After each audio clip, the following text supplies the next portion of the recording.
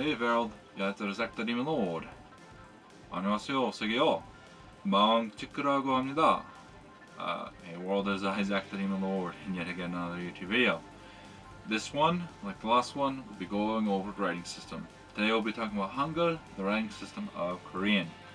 And I'll include some charts like the last one throughout the video. So yeah, let's get through it. So, and I'll be referring to my phone this time. I don't really have a textbook for Korean to refer to, so yeah. And we'll kind of go in an alphabetical order, first talking about consonants and then about the vowels and kind of some combinations. So the first letter we want to talk about is the letter giek.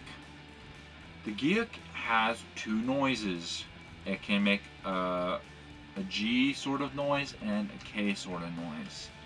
So essentially how Korean works is if it's at the beginning of the syllabic block, it'll make it the initial written noise, in this case the G noise. So G. So examples here using vowels would be like ga, gya, go, gyo, go, gyo, gu, gu, gu, gi, if we were to go through and make all the noises. But for example, if we add one at the bottom, it'll go from the bottom one would be a K, so it'd be gak, gak, gak. I will say it's not as much as English, where the K you can make some breath. It's kind of more just stuck in your throat. Gak, gak, gak. And then as well, it makes more of a K noise if it's the next letter. So with the ga example, if we have two gas, it's kaga, kaga, kaga, which I guess I didn't really explain well. It's been a while. By itself, I guess you could pronounce it either way. Anyways, so initially in that sort of thing, it'll be more of a K, and in the middle of the word, it's more of a G. So kaga, kaga, kaga, kaga. Okay. It's not on my list. I don't know what list I'll include for you guys, but with a unique thing with these is they also, a lot of the letters have double versions and stressed versions. So I'll go over those as well. If you watch my Japanese video, or if you know anything about Japanese, there are glottal noises. So if you know what that means, it's kind of more breath, or there's like a breath space pocket thing. Anyways, so for example, going through those noises, it would be ga, ga, go, go, go, go, gu, gu, gu, gi. It's more easy to notice the glottal when it's in the middle of the word. So for example, I will write with the kaga example, the initial one, and then the second one will be the double. So kaka, kaka, kaka, kaka. And if we were to make both in doubles, it would be kaka, kaka, kaka. See how it's kind of some breath sort of space in between? That's a glottal. And then the stress version, it's just a full-on K, but not like the English K, at least from what I've heard from some sources. It's like a K that's more K than the English K. So just make it extra K-like. So it'll be ka, kya, ko, kyo, ku, kyo, ku, kyu, ku, ki. You gotta make it strong. And it's on the chart here too, lower on the chart, but I want to include it with the letter it's attached to. Okay, so that's the giek, and the K version is called the kiek, and the double one in Korean is called the sanggiek. Sanggiek. Okay? Okay. N group is next. So we got, it just makes an N noise, so nya, nya, no, nyo, no, nyo, nu, nyu, n, ni, going through the chart with all the vowel noises. So yeah, that's the N. It's an N no matter what the case is. And then we have the D group. The D is more, it's a T or a D, so, and yeah. So for that, just by itself, we got da dia to dio to dio to do to di. So yeah, it's kind of like a t sort of noise. And if you had two of the ah versions, it'd be ta da, ta da, ta da. And with the n consonant, it's ta, ta, ta. So yeah, it kind of makes a just, as I said, when it's an n consonant, it's just ch, ch, ch. Anyways, and then we had the R group. If you watch my Japanese video, it's the same R. It's the same R. It's halfway in between an R and an L. You just kind of take the tip of your tongue and put it where your top teeth meet your top of the gums, and kind of go from there.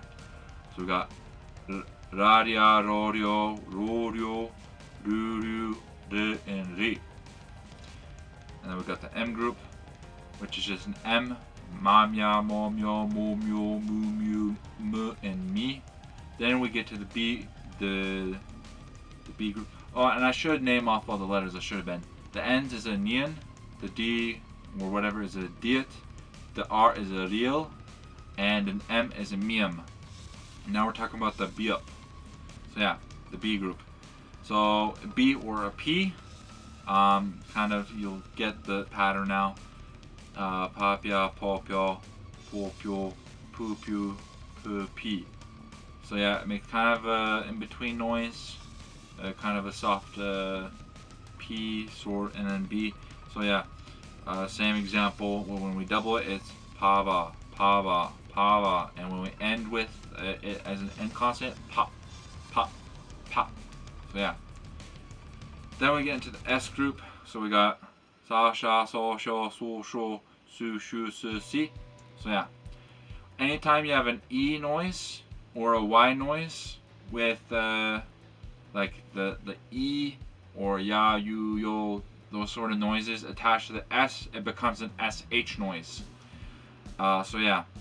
And the unique thing with this is when it's at the bottom as an N consonant, it becomes a T noise. So like if we were to do sa, sa, it's just sa, sa, but just to go with the example of the other ones, but when we have it at the bottom, it would be sa, sa, sa, and it's a T noise. Now if we do a double, the double is just an N-long S noise. So s, s, so it'd be sa, sa, sa, sa, sa, sa. Okay? So it's just kind of a longer, sort of stronger S noise. And that one's called a shiot. That's what the S is called. Then we got this little circle guy. This is called an ing. The ing's job is in the initial place, the initial consonant place. It's purely there to allow the vowel to exist. So across the board, we have aya, oyo, oyo, uyu, e, right? But when it's at the bottom, it makes an noise. So using those examples, we'd have with the first one ong, if there's an ing below it, which I'll write somewhere. Okay, so it makes an noise, ng. And then yeah. So next we have the jiut or the J group. So it's like a J or a CH. So going through, we have like ja, ja, jo, jo, chu, jo, chu, chu, chu, chi. So like if we did the double example with two jaws, it would be cha, ja, cha, ja. And when it's an N consonant, it makes more of a T. So it'd be chat, chat, chat. Okay. And I forgot with some of these to talk about their stressed counterparts. So I guess we'll just talk about all the stressed ones together. I didn't need to explain the Giek example. So the next would be connected to the J, which is the chiet, which is a strong CH noise. So cha cha cha cha cho cho chu chu chi chi. So it's just stronger. Yeah. Same like that. If it's an end, it just makes a T. So the first example will become chat, chat, chat. Okay. I talked about the kiek So we'll move on to the tiet. So it just makes a strong T noise. So we got ta, tia, to, tio, to, tio, tu, tu, t, and T. It just makes a strong T, and at the end it just makes a T noise as well. So tat, tat, tat, tat, tat. So yeah. Next we've got the piep, piep. Makes a strong P noise. Pa, pia, po, pio, po, pio, pu, pu, pu, and P. That's the noises that it makes. So yeah, just a strong P, and if you end with a P, the piep at the end, it makes a P noise. So pop, pop, pop, makes that P noise as well. The last letter we have is the hiet. Yeah, it just makes an H noise. Ha, hia, ho, hyo, hu, hyo, hu, hu, hu, and he. And at the end, it makes a T noise and noise as well. So with the ha example, it will become hot, hot, hot. Okay, and so there we have all the consonants going through the vowels. Now, the first vowel, at least on my chart, is ah, with the, and the second one next to it is ya. So ah and ya are the same thing. The difference is that ya has that extra stick that's going to the right. So yeah, anytime you have the extra stick on a letter, that just makes it the Y version. So yeah, so the next one is all. So the one with the stick pointing to the left is all. And that one, you just kind of, I've since forgotten how to exactly describe it, but it's like, you pronounce ah, or you put your mouth in the ah position, but pronounce o, the o noise. So, ah, ah, ah. And then the one with the double is yaw, yaw, yaw. Okay? Next letter with the stick pointing up, o, o, o. So it's the O noise, but with kind of like a really rounded lip, like this. O. And the double version is yo, yo, with the two sticks up. Next we got ooh, ooh, ooh. And with the two sticks, you, you, you. It's that ooh noise. And then the one that's just a line, just a vertical line, is like in the word, let's see, book, the sort of noise. And the last one that's just a stick going up is e, e, e. Just that e noise. Okay? So now the next thing to worry about is that in Korean you can do like these diphthongs. So you can pile some of the vowels together to make other noises.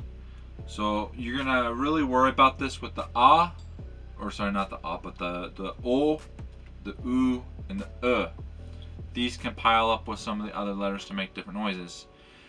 With the o letter, the o, we can make wa, we can make we, and we can we, which will make sense later.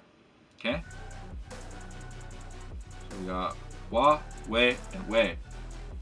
With oo, we can make we can make wo, and we can make we. With the we can make ui, ui, ui. So we just begin with and then with e, ui, ui, ui. And then the other ones aren't really diphthongs. It's just like just letters with extra lines. So we got the letters e and right there, which they'll tell you they're diphthongs just because it look. The first one is the e is ah with an e, and then the second one is the is an all with an e, but I just have remembered them as separate letters. So they're almost similar in pronunciation. The difference is that the all e is like in get, and the second one the is more of the in like frappe or cafe. like that more e a g, you know. I'll write the letter out, but yeah, it's more of that sort of noise. And then you have the, like with the ah, ya, whatever.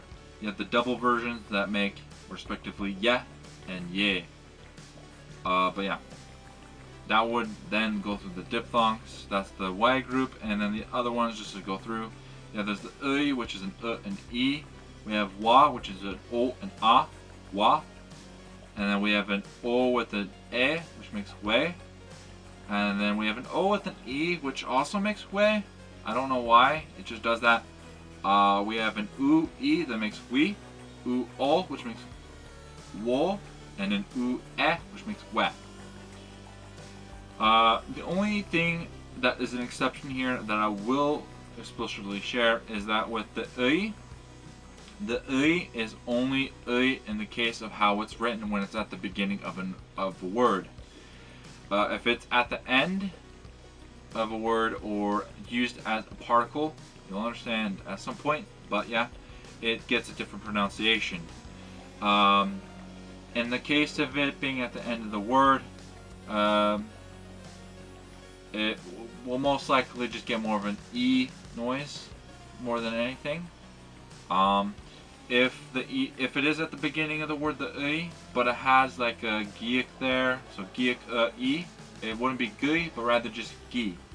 Or hit E would be he instead of hui. Hui doesn't exist, it's just he. So yeah, just take that into mind. And as a particle, E gets pronounced A. So for example, 세상의 사랑 would be the world love. 세상에, not 세상의, 세상에, 세상에. So yeah, I think that's pretty much all I have to share. The only other thing I will tell you to keep in mind, and I will probably make a video about it at a later point to go more in depth. This is just supposed to be a Hangul 101, so to say, just to teach you the basics of Hangul. I'll make it like a Hangul 202 video later, where I describe more in depth about Hangul. But I will tell you to keep in mind that there are some sound changes that can occur when certain consonants kind of coincide with each other. There can be some pronunciation things that do happen to make it weird. But yeah, until then though, I hope you enjoyed this video. If you liked it, give it a like. Please subscribe. And please share with those that are interested in Korean or other languages as plausible. I would enjoy to keep going up, and because it is my dream to be a YouTuber. Anyway, help is immensely appreciated. I couldn't think of the word for a moment. Anyways, we'll see you in the next one. Until then, heido or 다음에 또 봐.